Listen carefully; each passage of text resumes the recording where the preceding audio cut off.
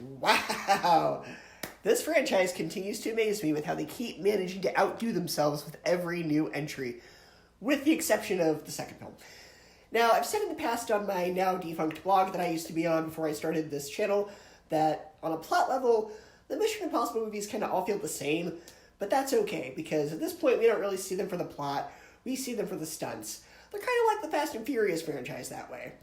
But I'm happy to say that the plot in this one feels very new and different from the other ones, at least the last few that have come out. However, I will say this, the threat in the plot will feel a bit dated in a few years.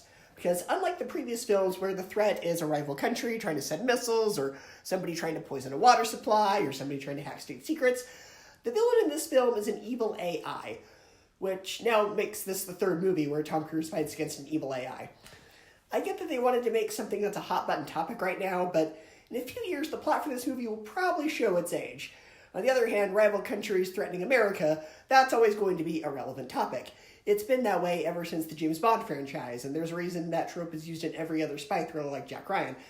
However, the commentary on AI will set this movie back in a few years, instead of feeling timeless. And what the AI can do in this film is at times a bit far-fetched, while the previous films in this franchise have all been somewhat grounded in realism, except for Tom Cruise's over-the-top stunts, of course. My other issue is that while the third act and honestly the whole movie are fantastic, the third act's climax at times feels a bit reused from the first movie. However, the way they do it in this movie is actually kind of a better version of it, which makes sense, because this is a 2023 film as opposed to 1996. But honestly, those are my only issues with the film, and even then, I'd say those are relatively small nitpicks. This film actually reminded me of my favorite non-Avengers MCU movies.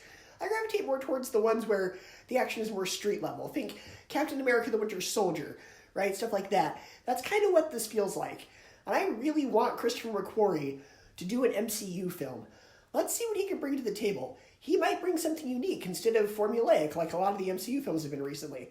Speaking of the MCU, Haley Atwell stars alongside Tom Cruise in this film, and she has such a great dynamic with him, and is also a compelling character. Now, on a stunt level, it of course outdoes the other films. There was quite a bit of silence during these scenes, and I could feel the audience in my theater holding their breath in anticipation. These are the most exciting stunts and action scenes yet.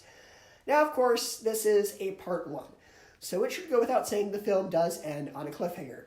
But I think it's a great cliffhanger. Unlike Fast X, which felt like it ended on a cliffhanger just for the sake of it, the cliffhanger in this film feels earned. It actually makes sense to end it that way. Unlike Fast X, I actually care about what's going to happen in the next film. Nothing feels like it could be a fake out or that nothing matters. I actually felt like with this cliffhanger that there are real stakes. And I'm highly anticipating part 2 next summer. Though I would have gladly had this just be a 4-hour movie because it's just that fantastic. So Mission Impossible Dead Reckoning Part 1 gets an A-, 9 out of 10, and 4 out of 5 stars.